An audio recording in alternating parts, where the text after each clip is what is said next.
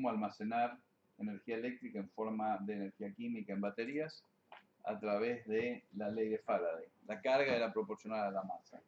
Y habíamos visto la cinética de los procesos que ocurren en los electrodos y entre los electrodos el transporte en un electrolito líquido sólido es por movimiento de iones. Ahora vamos a ver un aspecto que es muy importante en cualquier sistema electroquímico, pero en particular en una batería, que es distribución de corriente. Es decir, cómo es el campo eléctrico dentro de la batería, qué pasa, cómo... A ver, si yo tengo dos electrodos totalmente planos enfrentados, todas las líneas de campo, digamos, de corriente van a ser paralelas y perpendiculares a los electrodos. Pero si tengo otra geometría cilíndrica, la que sea, eso no es tan simple. Entonces, veamos primero lo que tenemos acá. Tenemos dos electrodos, acá por ejemplo en uno se deposita cobre, en otro se disuelve cobre, en una celda electrolítica, ¿sí? Y el cobre que se disuelve tiene que difundir por un gradiente de concentración, es decir, tengo una mayor concentración de cobre sobre el electrodo donde se está produciendo y una menor en el electrolito, y por lo tanto hay un gradiente de concentración y va a haber un flujo difusional de cobre hacia el electrodo de la izquierda. Lo mismo en el electrodo de la izquierda, se consume el ion cobre, por lo tanto la concentración de cobre sobre el electrodo va a ser menor que en el electrolito y por lo tanto va a haber un flujo indicado por las flechas. Ese es el flujo difusional dado por la ley de Fick. Pero entre estos dos electrodos hay aplicado un potencial, quiere decir que hay un campo eléctrico. Y si hay un campo eléctrico, el cobre positivo se va a tender a mover en el campo hacia el polo negativo, ¿sí? Y los sulfatos o cloruros en el electrolito se van a tender a mover, como tienen carga negativa, hacia el polo positivo. Ese segundo fenómeno es la migración, ¿sí? Y la migración es el término que tengo acá. O sea, el flujo de transporte de los iones cobre viene dado por un problema de difusión y un problema de migración. Y además puede haber convección, es decir, si hay agitación. Normalmente esto no ocurre en una batería, pero sí en las baterías de flujo, donde circula el electrolito y por lo tanto la velocidad es un tema a tener en cuenta, ¿sí? La densidad de corriente era proporcional, ¿se acuerdan?, a la velocidad del proceso. Y es la corriente total que circula dividida el área. Es decir, si yo quiero tener mayor corriente, tengo que tener mayor área, ¿no? Por ejemplo, aumento del área del electrodo. Porque lo que va a estar fijo es la velocidad del proceso.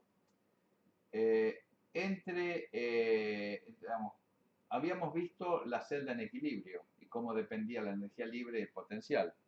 Pero cuando paso corriente va a haber otros fenómenos. Por ejemplo, va a haber sobrepotenciales, es decir, diferencia entre el potencial de equilibrio y el potencial real de cada electrodo en cada uno de los electrodos y una caída óhmica en la solución. Paso a describir. El proceso catódico no es infinitamente rápido, por lo tanto, el potencial al cual va a ocurrir va a depender de la corriente. Y entonces voy a hablar de un sobrepotencial catódico. El proceso anódico no es infinitamente rápido y por lo tanto va a haber un sobrepotencial anódico, es decir, el potencial al cual ocurre una dada corriente la reacción no es el del equilibrio. Además de eso, tengo sobrepotenciales de concentración por la difusión, o sea, el potencial del electrodo va a adoptar un valor que no es el que tendría en ausencia de transporte de masa, sino que va a venir dado por el transporte de masa y eso se lo llama sobrepotencial de concentración. Y por último, como tengo una resistencia que va a ser del tipo ρ por L sobre A en el electrolito, cada vez que pase corriente va a haber una penalidad o caída óhmica I por R. O sea, voy a tener un sobrepotencial óhmico que va a ser I por R. O I sobre kappa, donde kappa es la conductancia, la inversa de la resistencia. Entonces, estos son los sobrepotenciales. La celda, cuando está fuera del equilibrio, si es una celda que me da energía, me va a dar menos energía que la energía teórica máxima que da el delta G de la reacción. Y si yo quiero hacer una electrólisis, tengo que aplicar más energía que la energía teórica que me da el delta G de la reacción. Y esto por los sobrepotenciales, que son simplemente manifestaciones de las irreversibilidades en los electrodos y en el transporte. Ahora vamos al transporte. En el transporte de materia, yo tengo la ecuación de Nernst-Planck, que es justamente lo que decía antes. El primer término es el flujo difusional, o sea, es el coeficiente de difusión, que es un valor constante, por el gradiente de concentración. La difusión viene dada porque hay una diferencia de concentración entre dos puntos de la solución. Luego viene un término que es todo esto que está acá no es otra cosa que capa, la conductancia. Y por lo tanto me va a quedar F por la conductancia por el gradiente de potencial. Entonces fíjense, el primer término es un gradiente de concentración, el segundo término es un gradiente de potencial. Lo que empuja a los iones es la diferencia de concentración en un caso o la diferencia de potencial en el otro. Y el tercer término, concentración por velocidad del electrolito, es el término convectivo. ¿Sí? La corriente es F por la suma de las cargas por este flujo. Por lo tanto, si yo reemplazo acá me va a quedar F por D por nabla C, y en el otro caso me va a quedar F cuadrado por todo eso por nabla phi, que no es otra cosa que capa, o sea, capa por nabla phi. ¿Qué es lo que tenemos acá abajo? La otra condición que tengo que tener es la condición de electroneutralidad, es decir, el producto de las cargas por las concentraciones en cada punto tiene que ser igual a cero, la suma de todas. Quiere decir que solo en las interfaces puede haber una acumulación de doble capa, pero en el resto de las fases las cargas tienen que estar neutralizadas. Y luego puedo escribir entonces que la corriente no es otra cosa que F por la suma de todos los términos difusionales menos F cuadrado por todos los términos migratorios. ¿Sí? Entonces ahí tienen las expresiones, son estos tres términos. La otra cosa que debe satisfacerse es la ecuación de Laplace. Fíjense, esta ecuación, nabla cuadrado de phi igual a 0, y esta ecuación, nabla cuadrado de c igual a 0. Son dos ecuaciones diferenciales de distintas variables, pero son idénticas. Y lo que es todavía más sorprendente es que las condiciones de contorno son las mismas. O sea, esas dos ecuaciones tienen el mismo tipo de solución para describir el potencial de la celda o la concentración. En otras palabras, el campo de potencial o la distribución de potencial en la celda me la da la ecuación de la izquierda, y el campo de concentraciones o distribución de concentraciones en la celda me la da el término de la derecha. La corriente es menos capa, o sea, la conductividad, por nabla phi, ¿sí? Y capa era F cuadrado por la movilidad, por coeficiente de difusión, todo lo que habíamos visto antes. Entonces, estas dos ecuaciones diferenciales las tengo que resolver. Fíjense, acá tengo nabla cuadrado, ¿cuánto vale en coordenadas esféricas cilíndricas? Esféricas o cilíndricas, ¿no? Donde tengo un término que es una derivada respecto del radio, pero tengo otras con respecto al ángulo. Y acá, dependiendo de la simetría, se pueden simplificar un poco las cosas. En coordenadas cartesianas es la derivada segunda respecto de x dos veces, con respecto a y dos veces y con respecto a z dos veces. ¿Sí? Estas ecuaciones son ecuaciones diferenciales a derivadas parciales y dependen de las propiedades del espacio, o sea, de cuáles son las condiciones de borde. Y fíjense que esto da lugar a las leyes de Ohm y de Fick. La ley de Ohm me dice que el flujo de electrones es proporcional al gradiente de potencial y que el potencial es V. Y la ley de Fick me dice que el flujo de masa es proporcional al gradiente de concentraciones. Lo que se verifica como consecuencia de la ley de la ecuación de Laplace es que en los aisladores el gradiente de potencial es cero y el gradiente de concentración también es cero, porque en el aislador no hay intercambio de electrones. O sea, en cualquier superficie de un aislador no hay intercambio de electrones y por lo tanto no hay variación del potencial eléctrico. Esto lleva a que las líneas de corriente o de flujo de masa, porque la ecuación diferencial es la misma, son perpendiculares a los conductores y paralelas a los aisladores. Y eso nos permite dibujar la distribución de corriente sin tener que resolver toda la matemática. Simplemente por estas condiciones yo puedo darme cuenta de cómo es para una geometría la distribución de corriente, que es lo que vamos a ver ahora. Entonces, los equipotenciales son perpendiculares, son normales a las líneas de corriente. Si tengo dos placas paralelas, las líneas de corriente van así y los equipotenciales son planos paralelos. Como se ve en la parte de arriba. En la parte de arriba tengo dos electrodos, uno a un potencial negativo, otro potencial positivo. La diferencia de potencial entre los dos es V, y por lo tanto la corriente que circula es kappa por V sobre H, que es la altura. O sea, es muy sencillo ahí, porque todas las líneas de corriente son paralelas entre sí, perpendiculares a los conductores. Por lo tanto, la corriente local dividida la corriente total es una constante. Pero fíjense qué ocurre si estos planos no son infinitos. Si los planos no son infinitos, tengo efectos de borde. ¿Qué pasaba en el borde? Bueno, en el borde va a pasar que las líneas se curvan así. Y al curvarse así, el efecto de borde hace que pasen mucho más líneas de corriente por el borde que por el centro. ¿Sí? O sea, en el borde pueden ir infinitas líneas de corriente. Y eso hace que la distribución de corriente en los bordes tienda a subir hacia el infinito. ¿Sí? Fíjense, acá en el medio es como tenía acá. Pero ahora este electrodo no es infinito y por lo tanto hay bordes. Y en el borde tengo estos efectos. ¿Qué pasa si yo en los bordes le coloco dos aisladores? Si le coloco dos aisladores, las líneas de corriente van a ser paralelas y los potenciales van a ser perpendiculares. Por lo tanto, si yo le pongo dos aisladores en los bordes, me queda la situación de arriba. Y la distribución de corriente se empareja, porque al poner los aisladores evito que se disperse la corriente en los bordes y no haya infinitas líneas de corriente que lo corten. Fíjense qué es lo que ocurre en una geometría cilíndrica. En una geometría cilíndrica, ahora la distribución es radial. Y en una esfera, la distribución también es radial. Entonces tengo el efecto de borde se magnifica. Si tengo dos cilindros, uno al lado del otro, fíjense lo que ocurre. Entre los centros va a haber una línea de corriente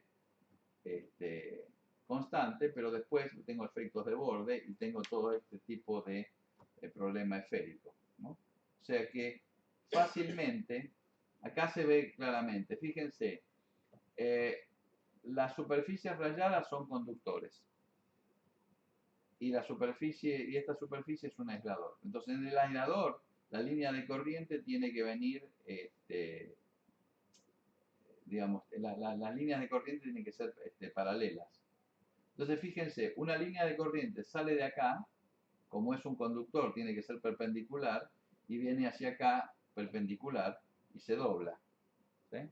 Si me fijo muy cerca del borde, fíjense lo que pasa. Sale de acá y de acá sale así. Y cuando llego acá, como ya son planos paralelos, son prácticamente líneas paralelas si sigo hacia allá. ¿Sí? Fíjense acá, esto es importante porque si yo estuviera haciendo una electrodeposición, por ejemplo, o corrosión, donde hay más densidad de líneas de corriente es donde el efecto es mayor. Se deposita más material o se disuelve más material. Lo mismo en una batería, tengo que diseñarla para que sea homogénea. Esto que está acá arriba es lo que se llama celda de Joule. Y la celda de Joule lo que es, fíjense, un electrodo está acá y el otro está oblicuo.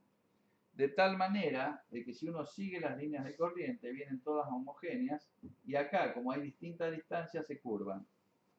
Y esto sirve para medir el efecto de la densidad de corriente local. Porque acá tengo muchas más líneas de corriente que acá. Y si yo deposito cobre, por ejemplo, acá se deposita mucho más que acá. Se nota eso, digamos, ¿no? Entonces uno puede estudiar las propiedades de este electrolito poniéndolo en una celda de este tipo.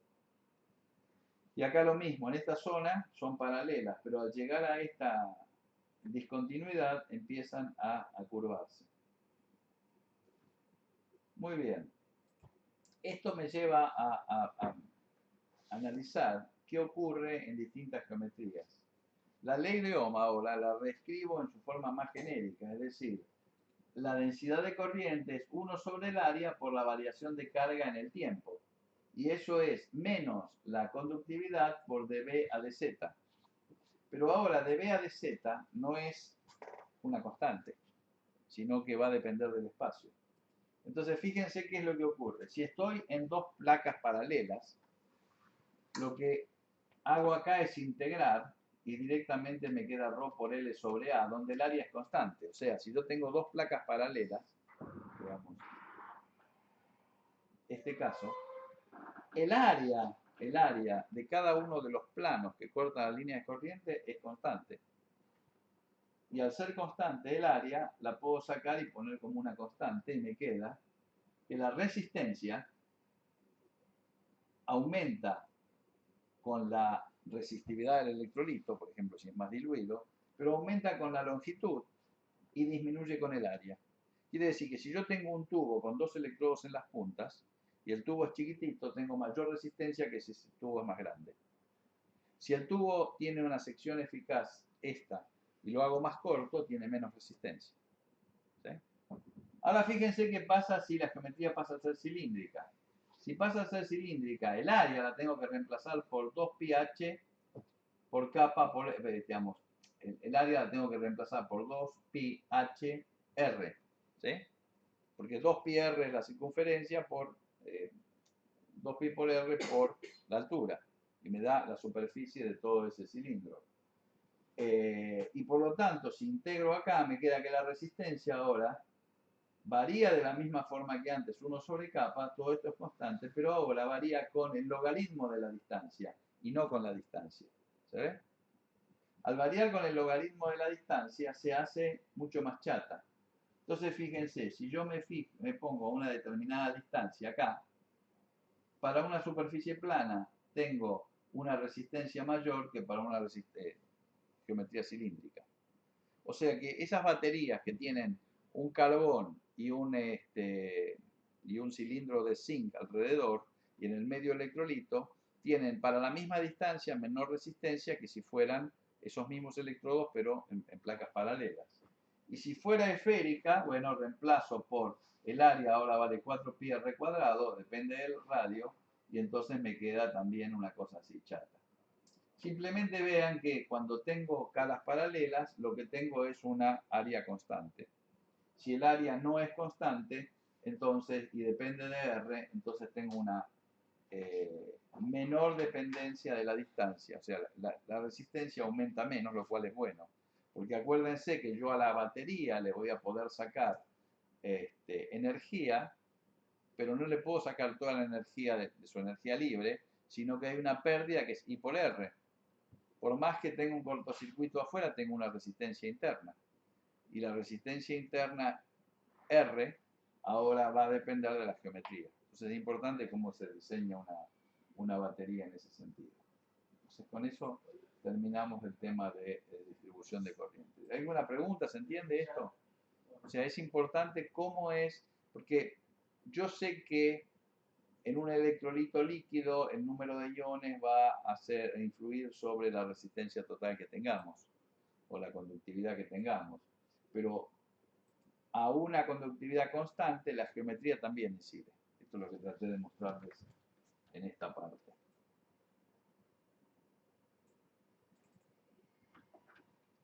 Ahora vamos a poner...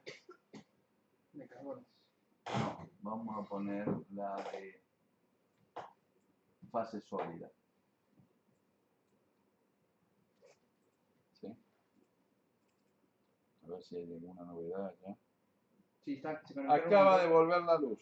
Se conectaron un montón de personas, así que supuse que eran ellas. Ok.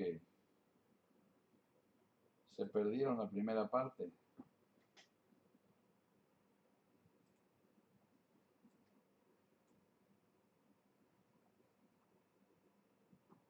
La podemos repetir, es cortita.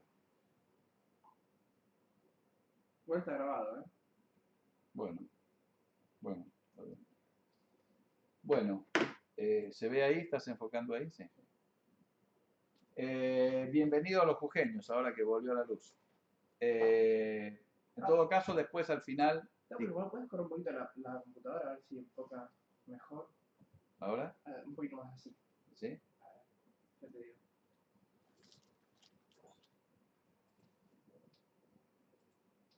Perfecto. ¿Ahí está bien? Sí, sí, sí. Bueno.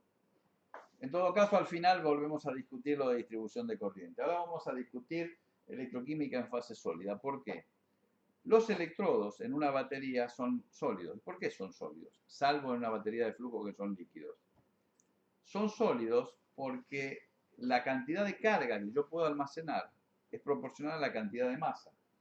Si yo tuviera un electrodo que es una película delgada, tendría muy poca masa. Ahora, como yo quiero poner más masa, tengo que involucrar un electrodo en 3 dimensiones. Pero eso significa hacer electroquímica en un sólido. Entonces, la conductividad del sólido es importante. En general, muchos de los materiales que usamos para hacer baterías no son muy buenos conductores, son semiconductores. Hay que mezclarlos con carbón. Por ejemplo, el óxido de manganeso, para que conduzca hay que mezclarlo con polvo de carbón. Entonces, en una batería alcalina que tienen un cilindro de zinc y una barra de carbón en el medio, tienen un gel o un polvo húmedo que tiene carbón, tiene cloruro de amonio y tiene dióxido de manganeso. El dióxido de manganeso es el que se transforma en forma redox, pero para que se transforme necesita comunicarse eléctricamente. Entonces veamos qué pasa en un sólido.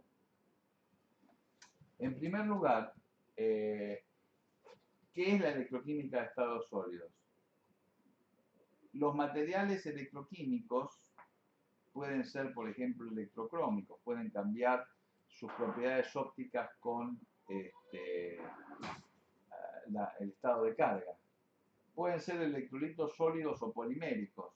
Pueden ser electrodos de intercalación o inserción, como son, por ejemplo, el grafito o los óxidos que intercalan litio.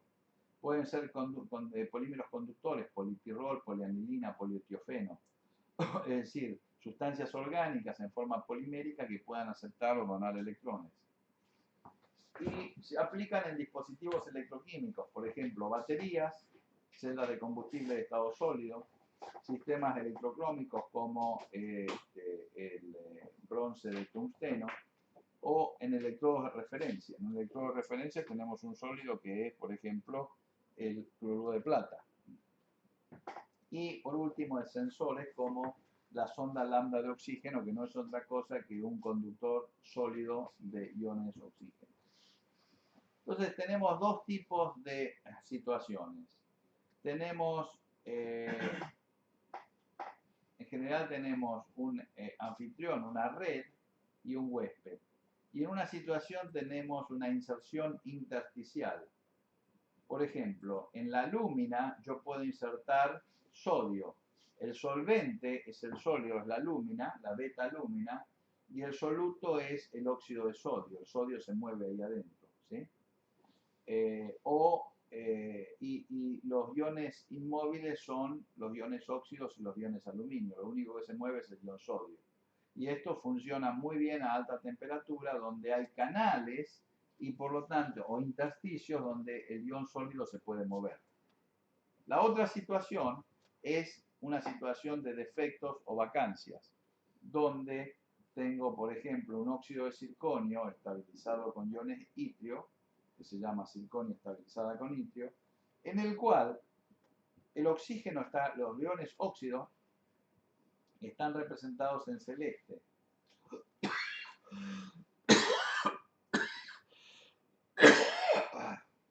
Perdón. Cada vez que vean un cuadro blanco, es que falta un óxido. O sea, hay una vacancia del ion.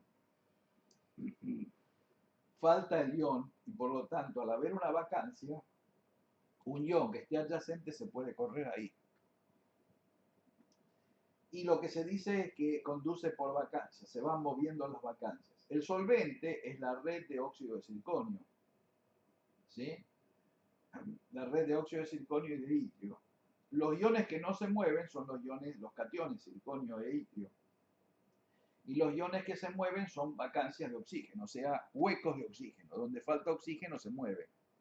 Y es lo mismo decir que una vacancia se mueve hacia la izquierda o que el óxido se mueve hacia la derecha. ¿Cómo se mueven en un sólido? Bueno, en un sólido, un ion, por ejemplo, este ion rojo, se mueve entre dos sitios, entre este sitio y el siguiente, pero no puede estar en el medio. Hay una barrera de energía en el medio y por lo tanto necesita energía térmica para saltar la barrera, para pasar de esta posición a la próxima. O sea que es un proceso activado que sigue una expresión de tipo, ¿cómo se llama? De Boltzmann. O sea, la velocidad a la cual este ion se mueve viene dada por una exponencial de menos una energía de activación, que es la altura de la barrera, sobre kT. ¿Sí? Y la distancia de salto entre los dos lugares es lambda, que es una distancia atómica. O sea, yo tengo un sólido donde el litio o la vacancia de oxígeno se puede mover de un lado a otro y al aumentar la temperatura aumenta esa probabilidad. El coeficiente de difusión que utilizamos no es otra cosa que el producto de la velocidad por lambda cuadrado. Y es un fenómeno aleatorio gaussiano. Entonces, fíjense, acá tengo dos sólidos. Por ejemplo, la movilidad del ion óxido en un óxido de siliconio, el coeficiente de difusión sigue una curva de Arrhenius, es decir, el logaritmo del coeficiente de difusión varía linealmente con 1 sobre t. ¿Sí? Y esto ocurre en altas temperaturas.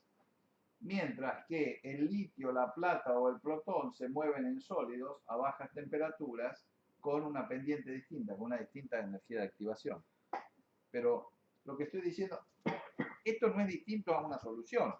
En una solución, un ion litio difunde entre dos puntos de la solución por el mismo mecanismo. Solo que lo que tengo son moléculas de solvente que se están moviendo. Y acá las moléculas o los iones del solvente están fijos y a lo sumo vibran, pero no pueden moverse como en un líquido. ¿Sí? Pero el fenómeno de difusión es el mismo. Entonces lo que tienen que recordar acá es que hay una energía de activación para pasar del sitio 1 al sitio 2 que están separados por una distancia lambda. Y el coeficiente de difusión no es otra cosa que la velocidad multiplicada por lambda al cuadrado. Fíjense, lambda en centímetros sería centímetro cuadrado. Y la velocidad, ¿qué es? La velocidad es segundo a la menos 1 en este caso. Por lo tanto, es centímetro cuadrado sobre segundo. En electrolitos sólidos, esto que describí antes es puramente difusión. O sea, ¿por qué esa partícula roja se mueve hacia la derecha? Porque hacia la izquierda hay más partículas rojas que a la derecha, o sea, hay un gradiente de difusión. Lo mismo que habíamos visto antes. ¿Sí? Mientras que ahora veamos qué pasa si hay migración. Si ahora aplico un campo eléctrico, fíjense lo que pasa en el campo eléctrico. Estos pozos se corren ahora y de alguna manera la energía de activación baja por el campo eléctrico. O sea, el campo eléctrico torció esas curvas y entonces ahora la corriente viene dada por un efecto de campo eléctrico. ¿Sí? Esta no es otra cosa que la ecuación de Nernst-Einstein para la conductividad, que dice que la conductividad es z cuadrado, f cuadrado sobre rt por el coeficiente de difusión. Si ahora yo grafico el logaritmo del producto de la conductividad por la temperatura en un gráfico de Arrhenius, tengo gráficos como los anteriores, porque la conductividad está emparentada con la difusión, como ven acá. Y antes habíamos visto un gráfico parecido del coeficiente de difusión. ¿Cuál es la diferencia? La diferencia es fenomenológica. La conductividad, la migración ocurre porque hay un campo eléctrico que lo que hace es tuerce estos perfiles de energía potencial.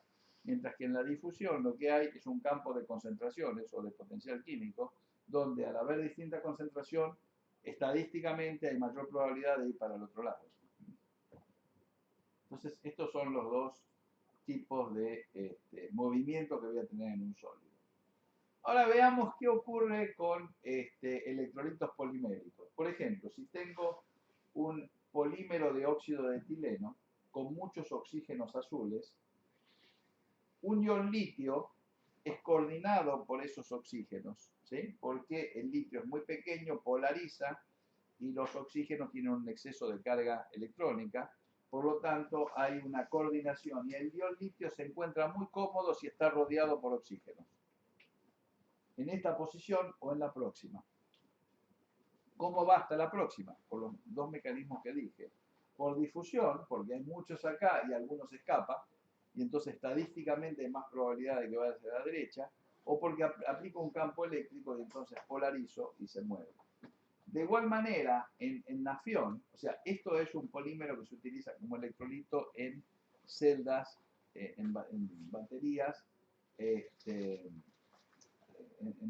baterías sólidas, donde el electrolito es sólido. Mientras que acá abajo lo que tengo es una membrana de nafión, que es una membrana de una especie de polietileno que tiene colgando grupos sulfónicos.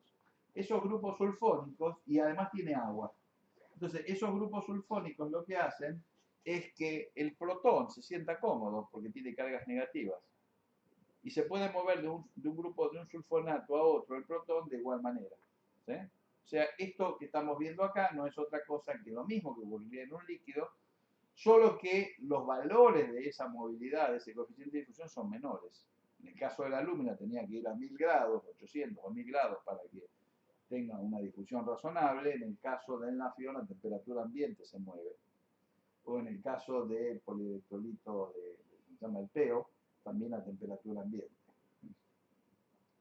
Una aplicación de esto es una membrana inteligente, una ventana inteligente. Entonces, fíjense, si yo tengo un polímero en el medio de este tipo que permite mover iones litio, por ejemplo, un polietileno-óxido, y de un lado tengo un bronce de tungsteno, que es un óxido que permite insertar o intercalar iones litio, X iones litio, y del otro lado tengo un óxido de vanadio que también permite intercalar iones litio.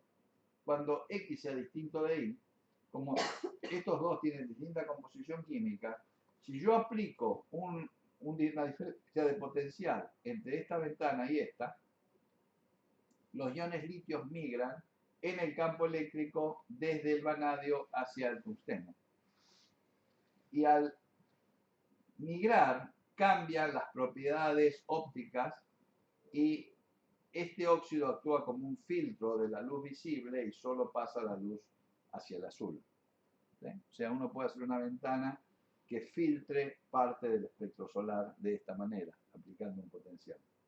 Y uno puede escribir, porque puede tener segmentos de estos, donde polarizándolos, este que era transparente ahora se pone oscuro. Y por lo tanto puedo tener una forma de escribir. Todo esto nos lleva a ver cómo es una batería plástica de litio. Yo lo que tengo acá son estos planos anaranjados y celestes, son respectivamente grafito y óxido lamelar de cobalto, ¿sí? Un óxido que es en capas de cobalto y litio. Y en el medio tengo un polímero que deja pasar iones litio, como expliqué antes, que migran los iones litio. Entonces yo tengo acá elementos de la batería colocados en serie. De esta manera no hay ningún electrolito líquido. Es un óxido de etileno, en el cual los litios se mueven de un oxígeno a otro, que separan los dos electrodos.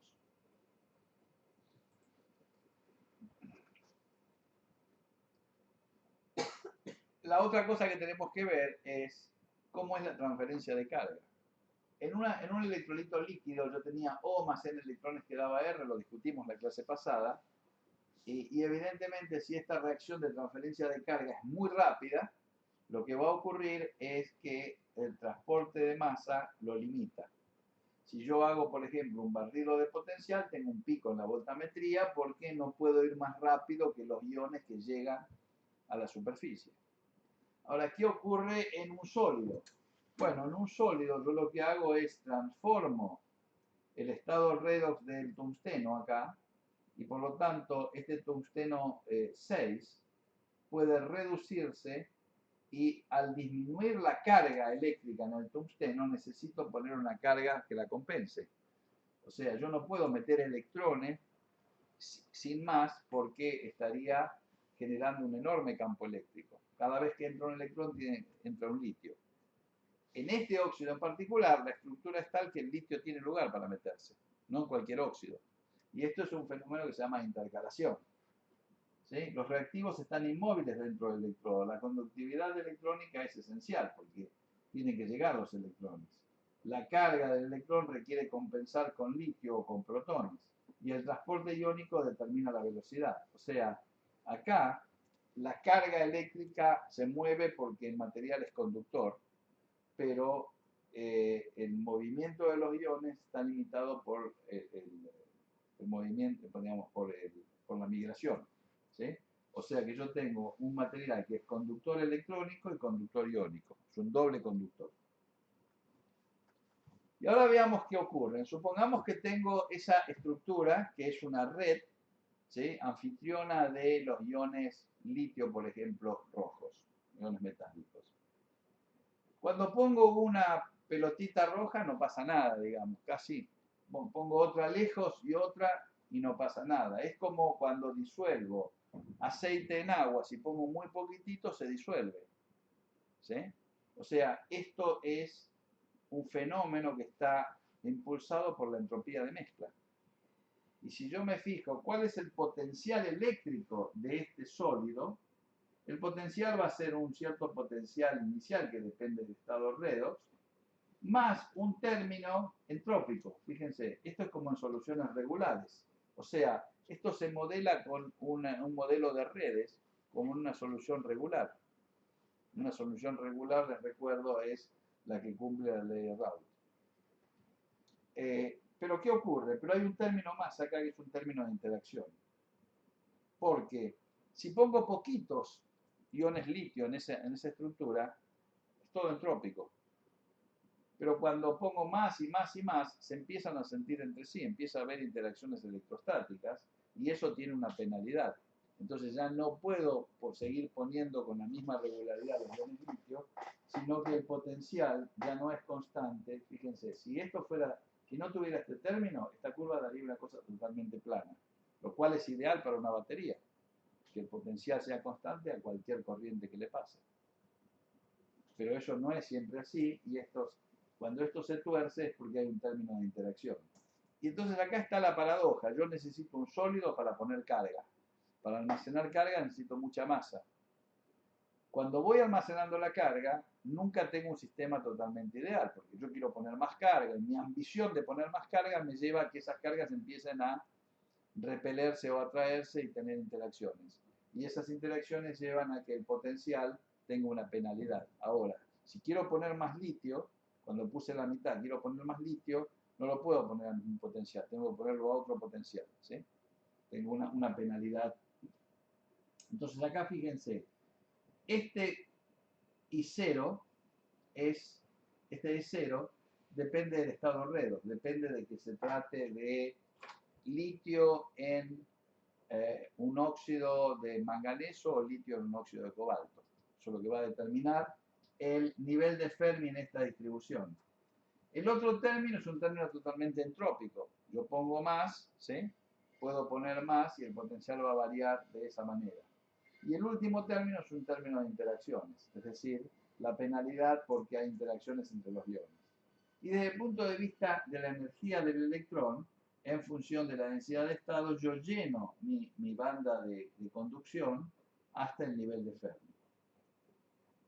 Entonces, ¿qué pasa si ahora pongo mucho litio? Fíjense, si pongo litio en el óxido de tungsteno, la masa molar es igual a 232, que es wolframio más tungsteno más oxígeno 3, más 7 por X, donde X es el número de átomos de litio que pongo. Cada átomo de litio pesa 7. O sea, si tengo un mol del óxido, con un mol de tungsteno sumo 7, con un mol de litio sumo 7, con 2 moles de litio sumo 14. El volumen molar viene dado por la celda unidad, es del orden de 50 centímetros al cubo. O sea, un mol de óxido de tungsteno ocupa 50 centímetros cúbicos. Y si hago esta cuenta, me da que la concentración de tungsteno 6 es 20 molar. O sea, tengo unas concentraciones brutales. Piensen en términos de soluciones. Ustedes no preparan una solución 20 molar. prepara una solución 20 milimolar. O sea que estos son sistemas de una altísima concentración y hace que se segreguen fases. De la misma manera que si yo tengo agua y aceite, hay en los extremos hay miscibilidad total, pero luego hay immiscibilidad, porque hay interacciones. O sea, el delta H de las interacciones compensa al delta S favorable de la entropía de mezcla. Y una evidencia muy clara, por ejemplo, en el óxido, en el LMO, litio, manganeso 2, oxígeno 4, que es la espinela, una evidencia muy clara de la intercalación es el difractograma de rayos X. Los planos de difracción se corren a mayores tita, ¿sí?, cuando saco litio. Cuando yo saco litio, la red se contrae. Si la red se contrae, la red recíproca se expande. Como 2 tita es proporcional a la red recíproca, hay una expansión. Cuando yo inserto litio, la red se expande y por lo tanto se mueve a valores de menores tita. O sea, es pequeña la variación, pero yo puedo calcular cuánto cambia el parámetro de red por insertar.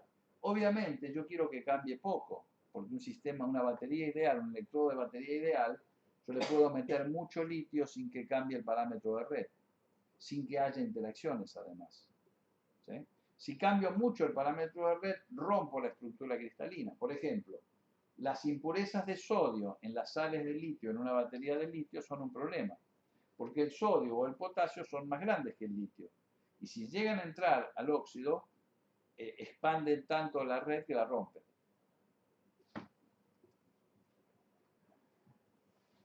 Fíjense lo que ocurre, por ejemplo, en grafito. En grafito yo tengo los planos de grafeno, ¿sí? Entre los planos de grafeno se mete el litio. En este caso el litio pueden ser otros iones, aniones también. Y si uno mira por rayos X, lo que ve es que hay una serie de transiciones de fase. A medida que voy metiendo litio, la red se expande y hay cambios de fase en ese grafito con el litio intercalado. Y lo mismo pasa en óxidos, como les mostraba antes. En resumen, la electroquímica de estado sólido depende de la movilidad iónica. El coeficiente de difusión depende de la estructura del sólido. O sea, el sólido va a decir, este es un buen conductor de sodio o de litio. La conductividad de los electrolitos sólidos depende de la estructura.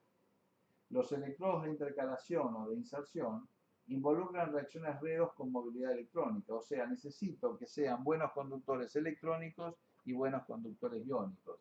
Y la conductividad iónica venía dada por la estructura. Y la relación potencial redos-composición depende de la estructura del sólido y de las interacciones, ¿sí?, con un efecto totalmente entrópico y un efecto de interacciones. Con esto terminamos esta parte. Vamos a ver un poquito más. Agarramos desde la ecuación de Laplace, dice ella. Casi al principio. ¿De este o del anterior? Del anterior. Del anterior. Ah, o sea, vieron algo, perfecto, pero quedó grabado.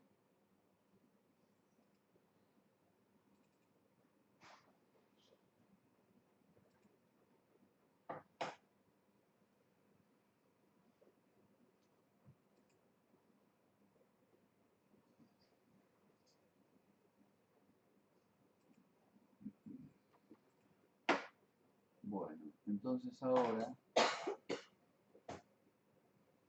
para terminar, lo que tenemos es, están los carbones acá. Ponemos el de los carbones. Sí, perfecto. ¿Hay alguna pregunta desde lo que están en remoto? ¿Se entendió? ¿Se perdió algo? Valeria, Noelia, Chico Campo. ¿Quiénes están en línea? Están casi todos, son 7. Todo bien, dice. El chico de Santiago del Estero. ¿Está? A ver, decime quiénes están. Gerardo, Lautaro Acosta. Gerardo es Ocampo, ¿no? Creo Desde que La Plata, sí. Lautaro está en Jujuy. Nadia Ceballos. En Jujuy. Noelia Palacios. Jujuy. Valeria Romero. Jujuy. Como 7. Jujuy dice que están bien. Bueno, están siguiendo todo. No hay preguntas hasta acá. Entonces, lo que hemos visto es la distribución de corriente, que es un problema geométrico. O sea, no da lo mismo hacer una batería. De la misma manera que si uno hace una batería con los electrodos así, verticales, o la pone horizontal, hay un pequeño problema, porque si uno genera materia o consume materia, sobre los electrodos actúa la gravedad. Y si los tengo verticales, ¿se ven mis manos? Sí. Sí. Si los tengo verticales, la gravedad actúa así, pero si los tengo horizontales, la gravedad actúa así y genera convección porque hay material que va cayendo por gravedad. ¿Sí? Entonces, eso también hay que tenerlo en cuenta. Pero la distribución de corriente es esencial, por eso que muchas baterías prefieren una geometría cilíndrica, porque la resistencia es menor y la difusión es más rápida. ¿Sí? Recuerden algo importante, nabla cuadrado de phi es igual a nabla cuadrado de c es igual a 0. Y las condiciones de borde son las mismas. O sea que al mejorar la conductividad también mejoro la difusividad. La difusión depende del gradiente de concentración y la migración del gradiente de potencial. Y por eso estaban relacionados la difusión y la conductividad en los electrolitos sólidos. Y luego en electrolitos sólidos lo que vimos es cómo combinan la conductividad electrónica y la conductividad iónica, ¿no? Y cómo por entropía puedo acomodar iones intercalados, pero hay una penalidad que lo da las interacciones. Y ahora lo que vamos a ver es algo muy importante. Lo más importante en una batería, ¿cuál es el elemento más importante en la batería? Que todas las baterías lo tienen, es el carbón. El carbón es mucho más importante que el litio, que inclusive en las celdas de combustible también, porque los carbones los utilizamos para hacer contactos, ¿sí? O para hacer superficies de electrodo. Entonces, este libro, que después les voy a pasar el PDF, habla de carbón. ¿Qué estructuras de carbón tenemos? Tenemos el diamante, ¿sí? Que es una estructura compacta tetraédrica de átomos de carbón, y tenemos el grafito, que es una estructura lamelar de capas, donde la diferencia es que acá tengo una hibridización sp3 y acá una hibridización sp2. Hace algunos años se descubrió que hay estructuras que combinan estos dos y dan cosas como los fullerenos, y hay una serie de pelotitas. Fíjense, acá lo que se combinan son hexágonos con pentágonos para acomodar todas las valencias del carbón. Entonces hay C60, C70, C80, o si son alargados puede llegar a ser un nanotubo de carbón. ¿Sí? Todos estos son alótropos de carbón. Obviamente el diamante es muy mal conductor eléctrico y excelente conductor térmico, porque el diamante conduce el calor por los fonones, por las vibraciones de la red, pero no puede conducir la electricidad. El grafito es un muy buen conductor electrónico en el plano y no tanto en el eje perpendicular que llamamos eje C, y son planos de grafeno donde todas sus valencias están satisfechas por una hibridación sp2, unidos entre sí por interacciones débiles de Van der Waals, pero muy extendidas. Y luego acá tenemos combinaciones de estas cosas. Entonces, por ejemplo, lo que llamamos HOPG es grafito pirolítico altamente orientado, lo usamos como calibración del STM, del microscopio de túnel, en donde podemos ver la manifestación de cada átomo de carbón como una pelotita acá. Y en realidad no vemos todos porque en realidad estos planos están desplazados en un carbón. Para minimizar la interacción entre este carbón y el de abajo, este carbón no está abajo de este, sino que está en el centro de este. están corridos. Y por lo tanto, cuando hacemos una microscopía STM, no vemos todos los carbones, sino que vemos los que están reforzados. Entonces, si nosotros partimos de etileno o cualquier hidrocarburo conjugado, podemos llegar a estructuras de este tipo. Fíjense, nosotros podríamos tener benceno, naftaleno, antraceno y una estructura totalmente extendida que es el grafeno. Y la estructura de bandas es tal que yo tengo la banda de valencia totalmente llena y la banda de conducción vacía. Y si yo dopo por ejemplo, le meto elementos que sacan electrones, esto va a bajar, y si le pongo elementos que suben, que agregan electrones, esto va a subir. ¿Sí? Fíjense, si yo le intercalo litio, cada litio me va a sacar un electrón de ese mar de electrones en el anillo gigante. Y por lo tanto, el nivel de Fermi tiende a bajar un cachito. Si yo le pongo flúor, puedo intercalar fluoruro, tengo un exceso de carga y entonces esto lo voy a dopar hacia arriba, ¿no? O sea que la intercalación de iones no solamente me permite meter los iones, sino que cambia el nivel de Fermi y gracias a eso puedo guardar energía, puedo acumular energía.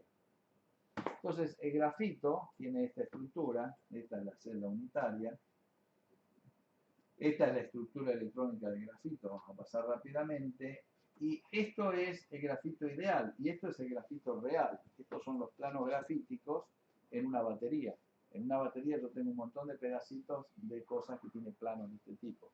No tengo nunca, porque además, si yo tuviera grafeno, esos que dicen que van a ser baterías de grafeno, el grafeno tiene una capacidad muy baja de acumulación, ¿sí? Porque cada 6 carbonos puedo poner un litio. Yo necesito tener grafito con muchos y muchos grafenos para poder acumular eficientemente. Otros carbones son los negros de humo, por ejemplo, negros de acetileno. En el mundo se producen 9 millones de toneladas de negro de humo. Por pirólisis, o sea, en ausencia de oxígeno, pierde hidrógeno, un hidrocarburo, por ejemplo, metano o butano. Si yo lo quemo, lo caliento en ausencia de oxígeno, me da hollín, ¿no? O sea, recuerden, una llama que tiene poco oxígeno, una llama pobre en oxígeno, forma hollín. Una vela forma hollín. Bueno, esto es un negro de humo que son muy útiles. Y tienen nombres raros. Este es un nombre indígena de América del Norte, Shawinigan Black, Shawinigan o Super P o Ketgen. El Ketgen es un producto del proceso de gasificación de Shell. Shawinigan es un lugar, digamos, un nombre indígena en Canadá. Y Super P es un carbón para baterías. Uno los compra con estos nombres. Tienen esta estructura, fíjense, estos son 500 nanómetros la barra, son muy, muy dispersos y son bastante amorfos, o sea, uno puede tener orden de rangos muy cercanos, ¿sí? Estas son imágenes de microscopio de transmisión y en estos carbones. Entonces, fíjense que este proceso es espontáneo a 800 grados. Si yo caliento lo suficiente, puedo formar negro de humo, que es esto, ¿no? Y estos negros de humo son muy importantes en baterías. Por ejemplo, uno que vende Cabot, que es el Vulcan X, vende un montón de Vulcans, pero el X72 conduce muy bien electricidad, ¿sí? Es un negro de humo conductor multipropósito y se usa en cables, en disipación electrostática, en neumáticos, o sea, ese que le da el color negro a las ruedas de los autos. Es el tóner de las fotocopiadoras, ¿sí? Este material, o sea, es un material muy abundante, de bajo costo, relativo a bajo costo, y también se usa en celdas de combustible y en baterías para ser el elemento conductor en la nanoescala. La capacidad por masa es de 13 faraday por gramo y por superficie es de 9,6 microfaradios por centímetro cuadrado. Uno puede medir la superficie BET absorbiendo nitrógeno y normalmente tienen del orden de 240 metros cuadrados por gramo. Ya pueden transformar estos números. ¿Sí? Y acá tienen micrografías de TEM de estos carbones. ¿Cómo se mide el área específica? Se mide con un método que se llama BET. Este es el equipo que tenemos en el INQUIMAE. Acá está Vicente Popse haciendo una medida. Lo que se hace es, primero se pone el carbón y se lo calienta un poco y se lo degasa, que pierda todo el gas que puede tener absorbido. Y luego se lo lleva a 196 grados bajo cero en nitrógeno líquido y en la atmósfera de nitrógeno se absorbe el nitrógeno. Las moléculas de nitrógeno se absorben como está dibujado acá. Primero en monocapa, después en multicapa. Y BET es una isoterma de absorción que está descrita ahí. Y luego lo que se hace es, se sube la temperatura, con lo cual el nitrógeno que estaba absorbido a menos 196 grados, como sólido prácticamente, pasa a gas y se mide la presión y el volumen de ese gas. Y asumiendo la ley de gases ideales se calcula el número de moles. Entonces, yo sé cuántos moles de nitrógeno se absorbieron en cuántos gramos puse de carbono. Y lo que se hace es una suposición, es decir, el tamaño de la molécula de nitrógeno se utiliza como regla para medir cuál es la superficie que que estoy absorbiendo por cada molécula. Entonces, a partir de ahí yo sé cuántos metros cuadrados de nitrógeno absorbí y en cuántos gramos. Entonces se dice 240 metros cuadrados por gramo. Esto es, y hay toda una discusión porque hay una superficie interna y una superficie externa. Si yo tengo una partícula de este carbón que es más o menos porosa, en la superficie de la partícula puedo absorber nitrógeno y dentro de los poros también puedo absorber nitrógeno. Cuando lo ponga en agua, la doble capa electroquímica va a ser distinta porque hay lugares donde se puede meter el nitrógeno que no se puede meter el agua. Entonces la medición BET no es la misma que uno puede hacer con la capacidad de doble capa. El carbono no es inerte, tiene química superficial. Fíjense, esto es una voltametría de carbón. Si uno va muy positivo, oxida el carbón. Si uno va muy negativo, lo reduce. Y el carbón puede oxidarse y dar grupos como carboxilato. Estos carboxilatos se pueden protonar en agua.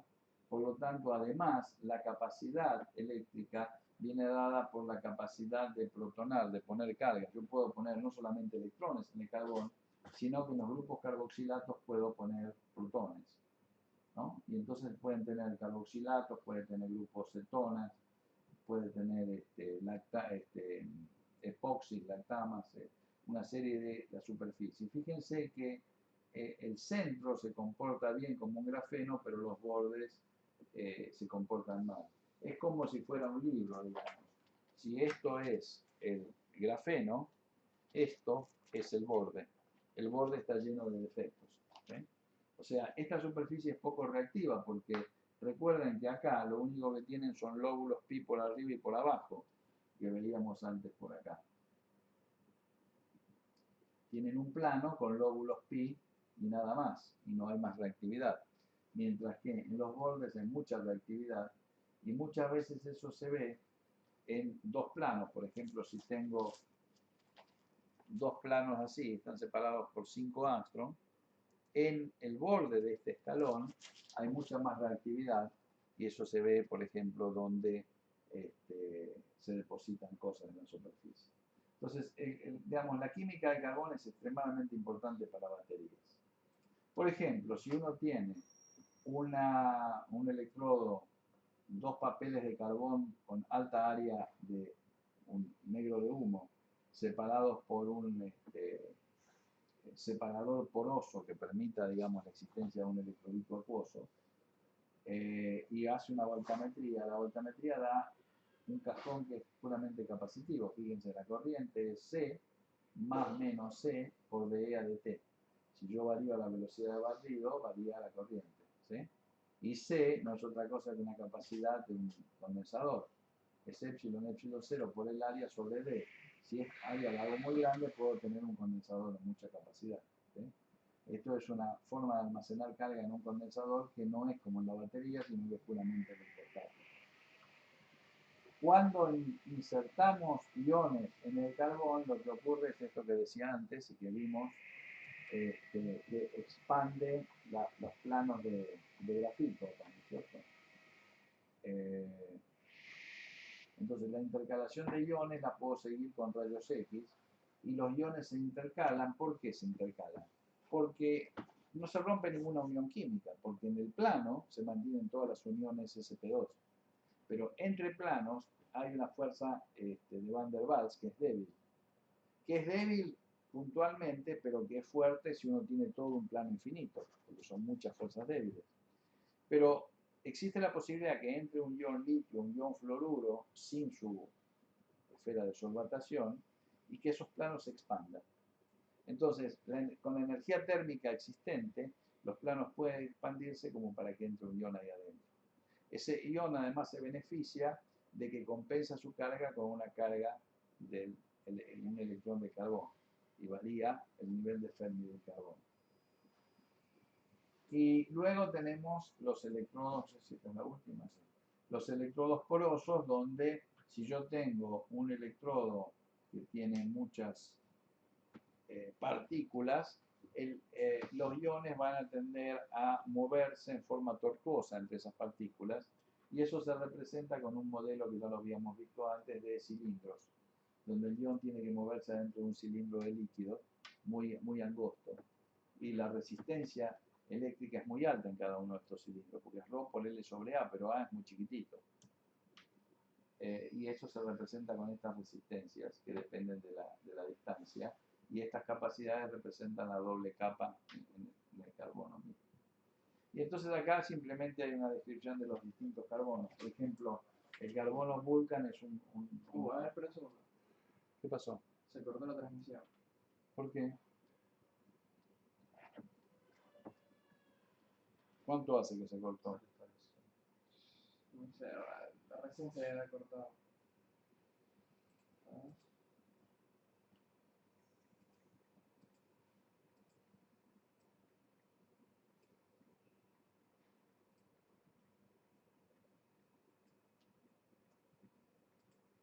Igual ya terminamos con esto. Pregunto hasta dónde vieron. ¿Se nos cortó a nosotros? Sí. ¿Nos escuchan todos?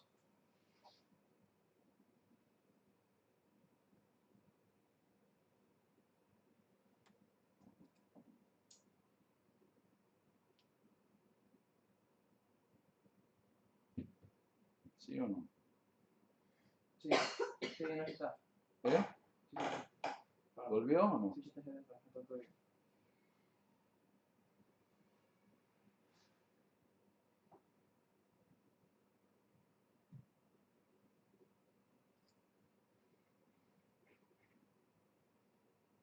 ¿Se perdieron alguna parte de la clase o vi que se cortó? No sé si tuvo mucho tiempo o poco tiempo. ¿Vieron esto? ¿Cuál fue la última transparencia que vieron?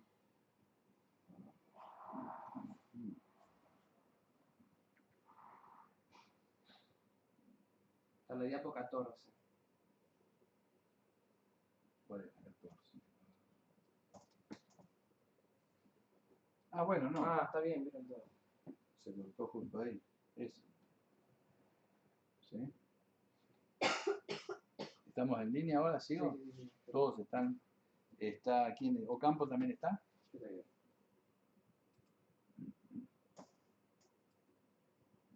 No. Ah, sí, sí. Bueno, entonces estamos hablando de la intercalación de los iones, ¿sí? Los iones se intercalan, ¿por qué? Porque entre estos planos de grafeno la interacción es débil de Van der Waals. La energía térmica Kt es suficiente como para que esos planos, digamos, alguno de ellos esté expandido, y ahí se puede meter un litio o un fluoruro. Si se mete un litio, le está poniendo un exceso de carga positiva, por lo tanto está removiendo un electrón del nivel de Fermi. Y si se mete un fluoruro, le pone un exceso de carga negativa, por lo tanto sube el nivel de Fermi. En general, en una batería, estos materiales son porosos. ¿Cómo describimos un poro? Lo describimos como un cilindro, ¿sí? Con cierta tortuosidad. Si yo tengo partículas y la difusión es tortuosa, lo que estoy representando es un cilindro que tiene una resistencia que depende de la profundidad, porque es ρ por L sobre A y del diámetro.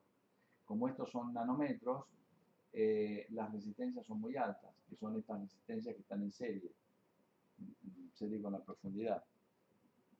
Y las capacidades son la carga de la doble capa en el carbón. Entonces, a tiempos muy cortos o a alta frecuencia, solo se mueve el ion al principio del poro. Si yo voy a tiempos largos, le doy suficiente tiempo, o frecuencias mismo, frecuencias bajas, la difusión llega al fondo del poro. Y después empezamos a describir, simplemente acá tienen información sobre los distintos carbonos. Por ejemplo, esta es la información de la empresa Cabot, que vende el Vulcan XC72.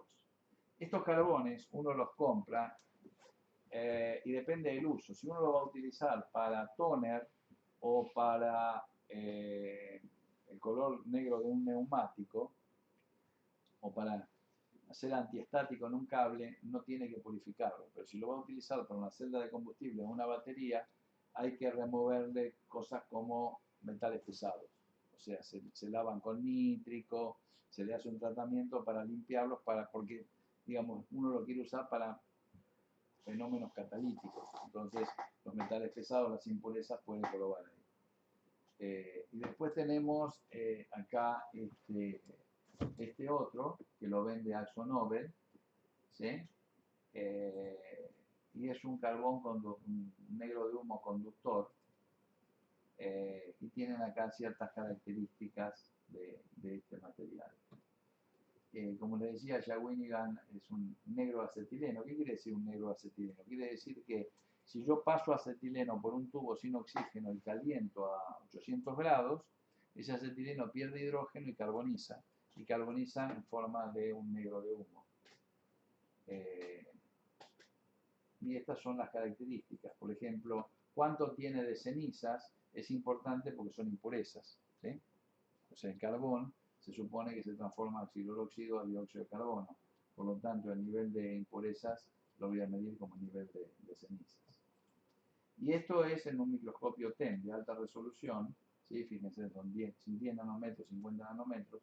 Esto que se ven ahí, esas manchitas, son partículas de platino soportadas sobre un carbón Vulcan en una celda de combustible, en un material de celda de combustible. O sea, es platino soportado sobre carbón. Donde pueden ver que realmente, si estos son 10 nanómetros, o sea, 100 angstrom, estas partículas son del orden de unos 15 angstrom, son realmente pequeñas. Aquí lo que vemos son, a mayor magnificación, las partículas de platino. Estos planos que están acá son los planos atómicos de las partículas de platino. O sea, estamos viendo acá un fenómeno que revela la naturaleza cristalina de ese platino, aún en este tamaño tan pequeño, ¿no? Bueno, y ahí se termina. Así que esta es la clase de hoy. No sé si hay preguntas, si se perdió algo. En todo caso, vean la primera parte, los que están en remoto, que se perdieron, va a estar grabada y la podemos discutir el jueves. ¿Sí? ¿Si hay alguna pregunta? ¿No hay? ¿Se entendió todo? ¿No se entendió nada? ¿Alguna pregunta a los que están remotos? Ocampo, Valeria, Noelia, César, no sé quién está, quién más está. Para mí hizo una pregunta. Sí. A ver. Gerardo pregunta, Ernesto, ¿qué sucedería con el nivel de Fermi al intercalar litio? Vamos a verlo. Tenemos...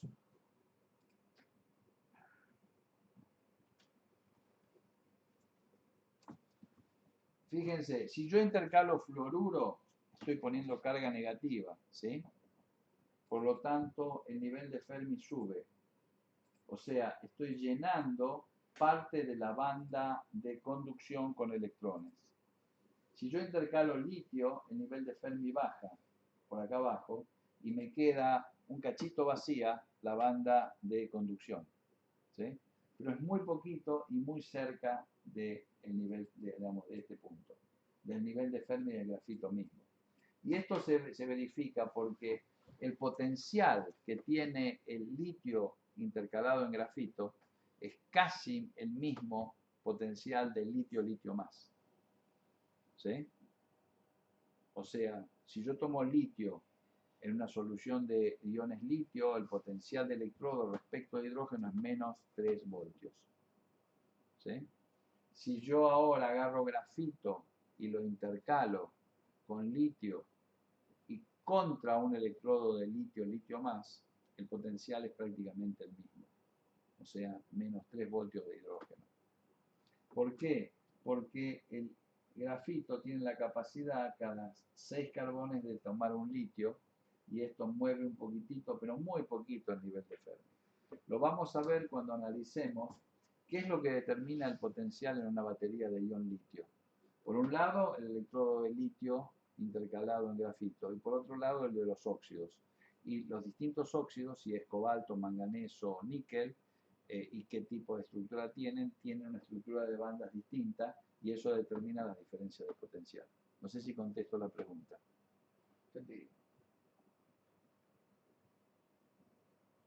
¿Gerardo quién es? Ocampo. Ah, Gerardo Ocampo. Bien. ¿Alguna otra pregunta?